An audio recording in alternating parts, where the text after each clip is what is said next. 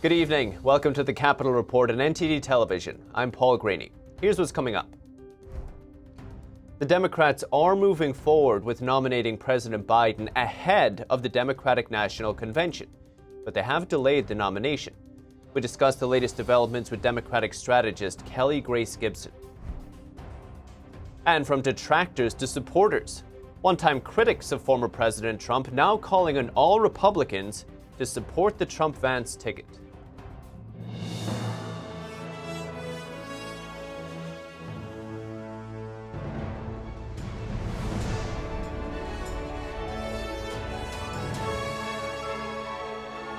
It's great to have you with us this evening. I'm Paul Graney. The Democrats are delaying their plans to formally confirm President Biden as the party nominee, but they are moving ahead with it. Traditionally, the Democratic nominee is confirmed at the Democratic National Convention, which is at the end of August. But this year, it will happen virtually. The DNC has now delayed that virtual roll call vote from this month to the first week of next month. It may not be related, but the move comes amid calls from some Democrats for Biden to drop out of the 2024 race. The DNC Rules Committee will meet tomorrow to discuss its plans, then will finalize them next week. In a letter to its members, the DNC Rules Committee says it's not trying to fast-track Biden's nomination by doing the confirmation before the party convention.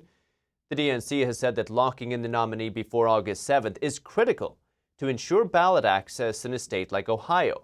A legal issue in Ohio threatened to leave Biden off the ballot in that state if he wasn't nominated by August 7th. Ohio lawmakers have since passed a law to make that issue moot, but the DNC said there could be potential legal challenges by Ohio Republicans if the nominee is chosen too late. And joining us now is Kelly Grace Gibson. She is the founder of Stronger Than Communications. She's also a Democratic media consultant and strategist. Kelly Grace, thanks so much for coming on. Thanks for having me. Kelly, to begin with, I want to get your thoughts on this virtual nomination idea that the Democrats are putting forward for nominating the president at the beginning of August. Do you feel it's purely down to what's happening in Ohio, or is there some politics at play here?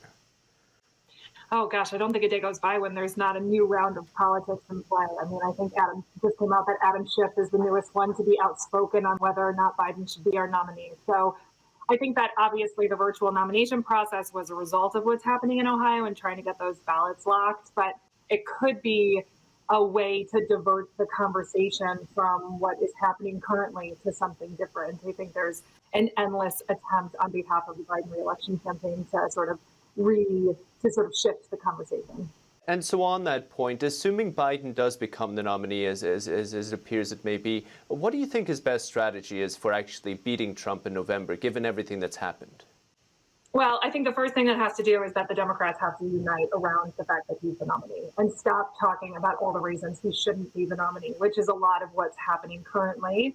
And, I think that the numbers right now show a pretty narrow path to victory with him as the nominee. So, of course, there is a window of time where there could be an alternative option for the Democratic ballot.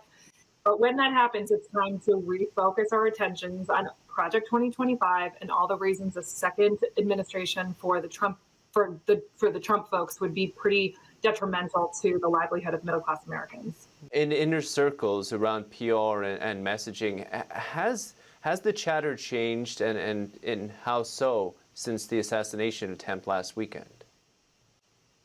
Yeah, I think what the assassination attempt did was twofold. The first thing is, in a conversation around gun violence prevention, it made it very clear that this issue is not partisan.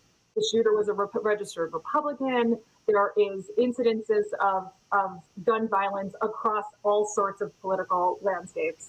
Secondarily, it created this opportunity for the Republicans to take a break from talking about a Trump presidency and Project 2025 and talk about how they need to unify and, in theory, slow down the rhetoric. Now, if you've taken a look at Truth Social in a couple of days, it wouldn't seem that anything's been toned down, but it did create a real opportunity to change the messaging, at least for now. I just want to note as well, Trump has distanced himself from Project 2025. He has his own agenda. Just wanted to make a quick note on that. I think what's interesting as well, if we look at the Republican official platform from the RNC, they seem to have gone a little more liberal on contentious topics like abortion, like LGBT rights, stuff like this. Was this a surprise to you, and what are your thoughts on that? I think it's yet to be determined if any of that there'll be follow through on any of that. If you look at everything that the newly nominated vice presidential candidate has said about women's access to abortion services, it's very clear that that elected official has no interest in allowing American women access to abortion. He even wants to reduce the exceptions for rape and incest. So you can say a lot of stuff. It's just how it actually plays out when people have a chance to make policy that matters. I just want to note again, J.D. Vance, he did say he wants to give it back to the states, at least in his most recent interview. But like we see with politics, you could go back further. I'm not sure. I wanted to make a note. And Grace, what about inside? Do you think that a lot of the division we're seeing in the Democratic camp, or apparent division, I don't know, a lot has happened, et cetera, et cetera. Do they feel nervous about coming up to November? How is the confidence within the party? The Democrats? Yes, everybody is very nervous. I mean, all you have to do is look at how the numbers have changed.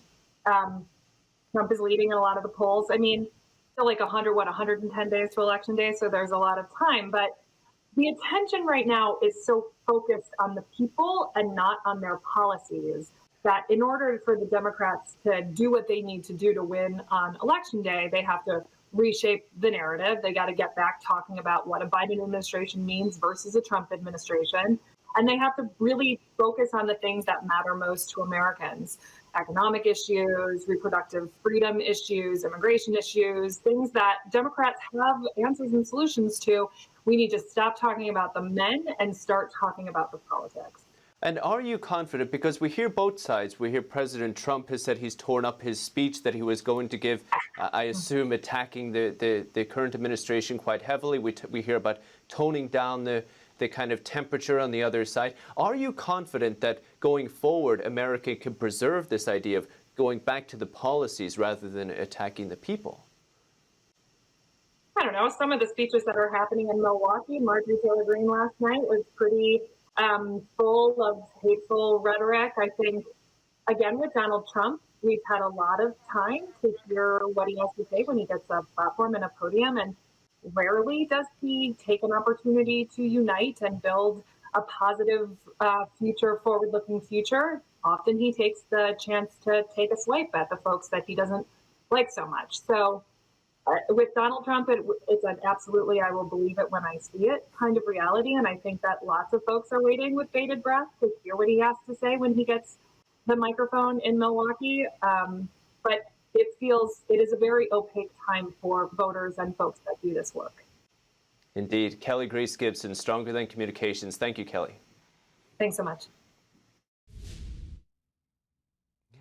And the Republican National Convention is proclaiming a message of party unity as one-time opponents of former President Trump now rallying behind the Trump-Vance ticket.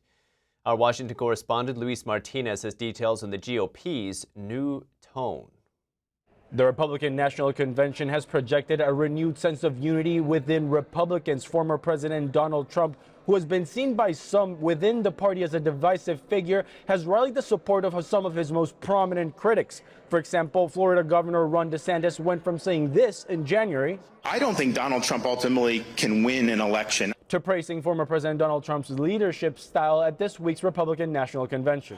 We need a commander-in-chief who can lead 24 hours a day and 7 days a week. Former UN ambassador and former Governor Nikki Haley, who was the last contender to bow out of this year's Republican presidential primaries, argued in March against former President Donald Trump's viability as a candidate for the Republican Party. How much more losing do we have to do before we realize maybe Donald Trump is the problem? And during this week's convention, Nikki Haley asked her supporters to unite behind former President Donald Trump. You don't have to agree with Trump 100% of the time to vote for him. I'm here tonight because we have a country to save. and a unified Republican Party is essential for saving her. This year's calls for unity within the Republican Party are drastically different from 2016, when Texas Senator Ted Cruz was booed off stage for asking voters to vote their conscience instead of supporting Trump. Stand and speak and vote your conscience. Vote for candidates up and down the ticket who you trust to defend our freedom and to be faithful to the Constitution. 8 years later, the Texas senator was received with applause as he prayed for the former president's safety. God bless Donald J. Trump. Former registered Democrats like Vivek Ramaswamy and Tulsi Gabbard have also come to support the former president since the last Republican National Convention. Reporting from Washington, D.C., Luis Eduardo Martinez, NTD News. Thanks, Luis. And coming up this evening, a panel at the Hudson Institute reflecting on Beijing's years of persecuting a spiritual group, both at home and abroad.